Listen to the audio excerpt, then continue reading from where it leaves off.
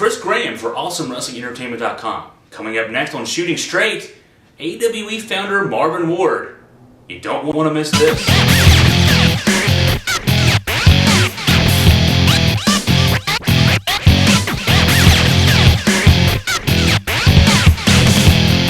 Marvin, we got a couple of shows in the books here. What do you think about the direction of the company so far? Overall, I'm very happy. I really am. First two shows, Waynesboro and Palmyra, went very well. Fans poured out with overwhelming enthusiasm. I couldn't have been more happier. The direction of the company that we're going is the right path, I believe. A couple tweaks we have to make, but overall with the feedback, the fans seem happy with what they saw, and we're going to keep pressing forward. I mean, really jazzed crowds there at those first two shows. It really seemed like, I mean, the buildings were hopping, the people were into the shows and the storylines and the stars. I mean, it was just a couple great nights. It was. Once the lighting crew got in and put all the lights up, and the talent came in and actually saw what the setup was going to look like, everybody just turned their game face on. And with opening bell, once the doors opened, the fans filled the gymnasium.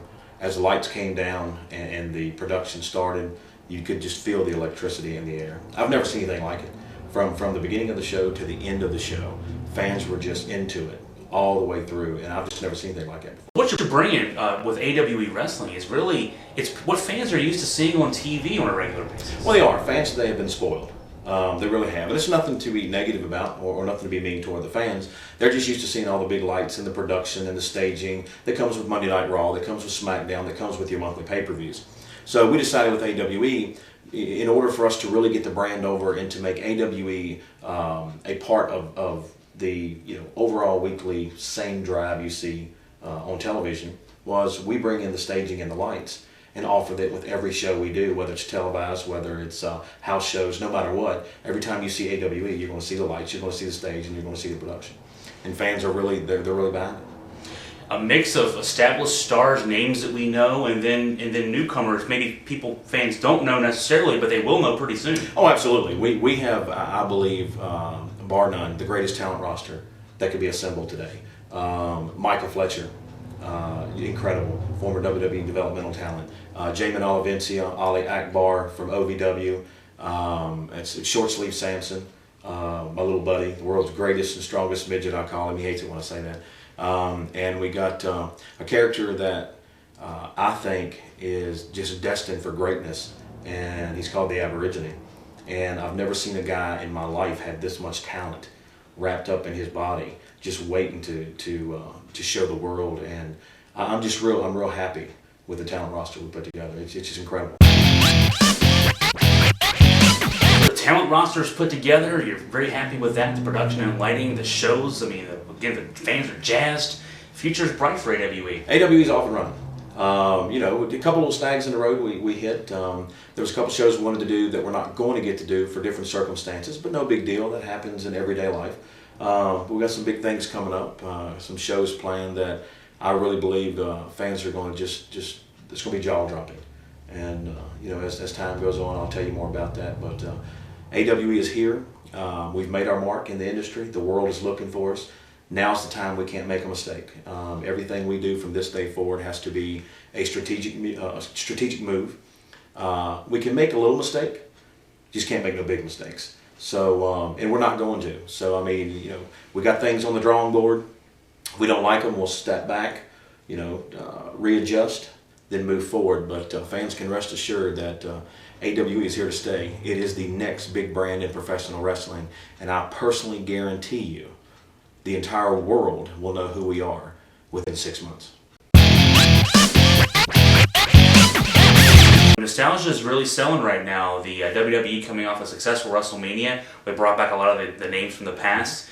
And you've done a lot of booking in the past too with Nostalgia. Talk about Nostalgia and how important it is in today's wrestling world. Well, everybody know when I was doing the Night of the Superstars, the charity shows in Waynesboro. The fans want to be entertained, and you got a lot of older wrestling fans around here, man. Not only your young people, but you got the older fans still love turning back the hands of time to yesteryear. Dusty Rhodes, Ric Flair, the Horsemen, the Rock and Roll. I can name them all.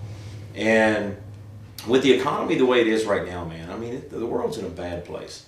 And there's a lot of people out there losing everything they have. They're losing their jobs and they're losing their homes, and just for a moment in time, if they could go back and step back into yesteryear and relive their memories, it takes all the pain away from what's going on in this world now. And, to me, that's what it's all about. And, with the nostalgia, they're getting to go back to the youth. They're getting to go back to their childhood. And some of these guys, man, just versus Dusty, Dusty's still out there. He's active. Ric Flair's still active. Rick, for his age, Rick still looks good, man. Tully Blanchard, Ricky Morton. Ricky's back, from what I understand, has lost some weight. And even though he's in his 50s, Ricky's looking great again. But it's just fans want to see their legends from back when they were kids. And, and it's good because you have your mom and dads that bring their kids out and go, that's who I grew up on. It's not the John Cenas. It's not the Randy Ortons. It's the Road Warriors. That's who God rest Road Warrior Hawk's soul, man. I miss him dearly. You tagged with Road Warrior Hawk. I did. We got tagged twice, matter of fact. This is when Animal was injured. We brought Road Warrior Hawk in, and I got to tag team with him, which that'll be another moment in my life that'll go down that I won't ever forget. And with the greatest tag team of all time. No doubt, Road Warriors, the greatest tag team of all time. No doubt in my mind. I am so happy knowing that they finally got inducted into the Hall of Fame. I think it was long overdue. But, without a shadow of a doubt, the Road Warriors are, in my mind, the greatest tag team of all time. Nobody will ever conquer. It interests me that in that day and age, talking about the nostalgia in the 80s and early 90s, they were clearly the top of the line tag team there, but they didn't get the push that maybe like the Rock and Roll Express got. You mentioned the Rock and Roll Express a little earlier. Well, and you're right. And when you saw the Road Warriors, these big, giant, muscle-bound guys, nobody could have took them, and they know that. But they didn't get the push like Ricky and Robert did. And the Rock and Roll Express. Don't get me wrong. I love Ricky and Robert. Great guys. I just really think that they were just like I was. They were in the right place at the right time. I really think the Rock and Roll Express was. I know this is going to sound bad, but I don't mean it the way it sounds, which is no other way to say it. I think they were overrated. I really do. They got push after push after push. My God, if the Mulkey brothers would have got as many title shots as the Rock and Roll Express did, the Mulkeys would be on top of the tag team division. But, with that being said, nothing against Rick and Rob personally, because they're great wrestlers. They really are. Phenomenal. I just think they were given a lot more than maybe what they rightfully should have got. And overshadowed a lot of other tag teams. Road Warriors, Midnight Express, Arn Anderson, Tully Blanchard got a push for a while, which was interesting to me too. Wow. Yeah, Horsemen, yeah. Four Horsemen. That's got to be some of the greatest memories, because that's what I remember a lot about Dusty. Was the Four Horsemen. Back in the days, they'd always jump Dusty. There's always, Rick and Tully and Arn and Ole. And I used to sit at the television. I'm like, oh my God, I was a kid. If I could come through that television and help Dusty, I would. Great God Almighty, I would. The Andersons were the great tag team. You had Ric Flair, as of course he was Ric Flair. He's the multiple world champion. Tully Blanchard, Well, Tully not so much. Tully's a great technical wrestler. But Tully, more or less, to me, God, it's going to sound bad too, but I don't mean it for saying bad. Tully was carried by the group, and I don't mean that bad. It's just if it wasn't for Arn, they wouldn't have had the tag team titles. If it hadn't been for Baby Doll or JJ, not necessarily he would have ever had the national title. I remember sitting around. We was talking one day. I couldn't remember who it was. He said, if you got a chance to go back in time, and you got to step in the shoes of Dusty Rhodes, and you was facing the Horsemen, what would be the first thing you would do? And I said, well, honestly, I'd slap that smirk right off of Tully Blanchard's face. That'd been the first thing I would have done. But it took the whole corps, it took the whole group to make the Four Horsemen. I just think that there's a lot of guys that got a lot more push than what's rightfully they might have deserved at the time. I think they really overlooked a lot of great talent that really missed the ball because there were so many guys overshadowing the locker room. You had, in that area you're talking about, of course, Ric Flair and Dusty Rhodes, Nikita Koloff, Lex Luger, Barry Windham. Luger. Great group of guys there. Oh, Luger was the epitome of what an athlete looks like. He really was. He had the muscles, the good looks. He had everything. Didn't necessarily have the talent in the ring that some of the other guys had, but he didn't need it. Jesus Christ, when Luger came to the ring, enough said. Enough said, yeah. You know, Nikita Koloff. Nikita was another guy that I believe was overshadowed, that did not get the push that he deserved. I think pound for pound, if you ask me, Nikita Koloff, I would say would probably be another one that goes down in my book as one of the greatest, that never got the push that he should have got and that he earned. And of course, the tragedy with Magnum TA, I think Nikita gets a bigger push if that car accident doesn't happen to Magnum TA. Yeah, I think it would have, because I think they were in the middle of the best out of 7 series. Now, if you ask me, I love Dusty Rhodes. I really do. My idol, my hero. You asked me at the time, between Ric Flair and Magnum TA, as of today, who would have been the greatest wrestler in the world today? Bar none, Magnum TA. Mm-hmm. That man was destined for greatness, man. Yeah. Why things happen the way they do, I don't know. But Magnum TA will forever, in my mind, go down in history as the greatest wrestler of all time. I really believe that. And there was a lot of other guys that people may not, remember, but Denny Brown. Downtown Denny Brown. Yeah. He held the junior heavyweight title. Just kind of got lost in the shadow, man. Rocky King. I used to love Rocky King. I remember the Rocky King. He kind of got pushed off into the shadow. Mm-hmm. And back then it was more of a popularity contest, I think, than it was anything. The fans, if they loved you, you're going to get the push. You were kind of more of an unknown. You just kind of got shuffled back into the mix, and that's where it all ended. It's fun to be talking this, but it's also fun to think that these guys are still out there. We can still capture them in different roles, see them in the ring, see them interacting with fans. Oh yeah, it's actually incredible. It's just, you mentioned talking about the Four Horsemen. Of course, Rick's down working for Dixie. Tully Blanchard is actually a prison minister, which is absolutely, and I think that's great, man. Anybody that can give back anytime they can, I think, is wonderful. Rick and Robert's still wrestling, believe it or not. Let's see, who else? Dusty's still active in the community. Nikita has become an evangelist, and just decided he was going to take his popularity and go out and bring the world to Jesus Christ, or bring Jesus to the world, which I think is awesome. But yeah, man, it's pretty neat to know these guys are still out there and fans can still meet them. It's pretty cool. So we're talking nostalgia, Marvin. I know you've got some news regarding nostalgia, some stuff for the fall, maybe? Shh, not too much. No, we do. I have, I'm not going to let a lot of it out of the bag right now, but I know you guys have been getting a lot of emails coming in through the website, through the Facebook. I've had fans asking me everywhere they see me, hey, you going to bring back the legends? Are you going to bring back nostalgia? Come on, please, please, please. So we've decided one night. It's coming up. I will tell you the date. It's going to be Saturday night, October the 15th. I will give you the date. Plan it now. We're going to take fans back to yesteryear. The legends will return, one night only, and it's called The Final Countdown. And the countdown has begun, and I will promise the fans this. They've seen my shows. When I say I'm going to bring something, I bring it. When I tell you I'm going to bring you somebody, I bring them. And I will tell you this, and I will tell everybody this.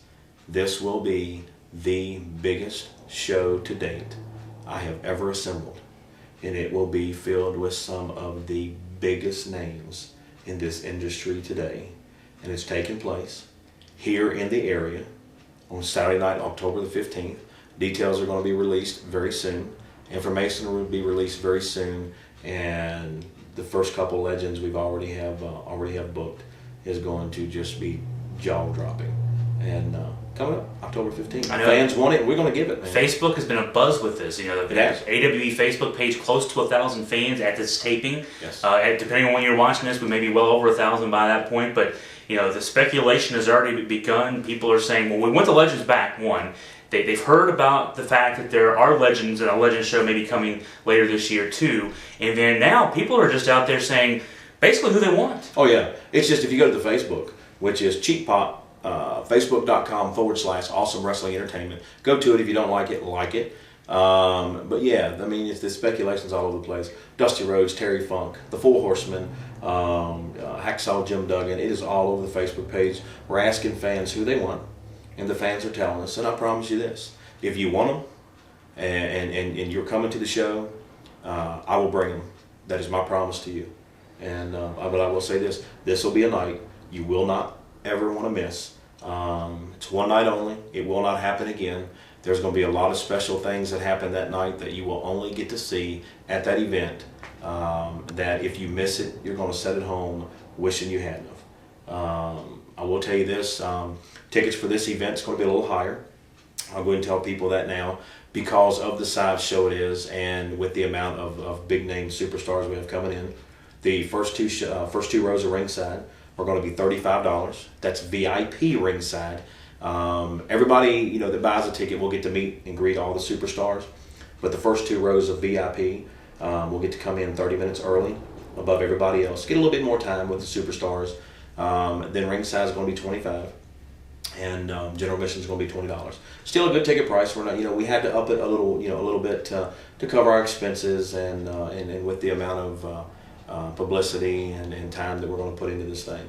But it's going to be well worth it. I'll say as a fan and a reporter too, I price that with what else I see out there, and you're still about half what the rest of the market is. Oh yeah, we are. I mean, I've always been one, and everybody knows. I don't like putting our ticket prices high, man. I really don't. I think the fans now are having to earn every dime they have, and they got bills, they got electric, they got house payments, you name it. They got to take care of their family first. But we also want to keep it into a price where they can grab their husbands, wives, their children, and say, for 2.5 hours, let's just go out and forget all of our problems and come watch AWE and watch the Night of Legends. Legends return, one night only, plan now. Tickets will go on sale June the 1st. You can get them through the website before anywhere else. And Chris and these guys will let you know how, when, where, and just plan now, plan your money, plan your finances, because you don't want to miss this. Well, fans, be checking out AwesomeWrestlingEntertainment.com for more information, updates on when the more details are announced, and also the card and the tickets, everything else. Also, check out Facebook, as Marvin said, Facebook.com/AwesomeWrestlingEntertainment. More details will be forthcoming there. Share your opinion on Facebook as well. We want to know who you want to see, so definitely want to get out there. Well, Marvin, hey, this has been great. Thank you for your time. Appreciate it. Absolutely. For AwesomeWrestlingEntertainment.com, I'm Chris Graham. This is awesome.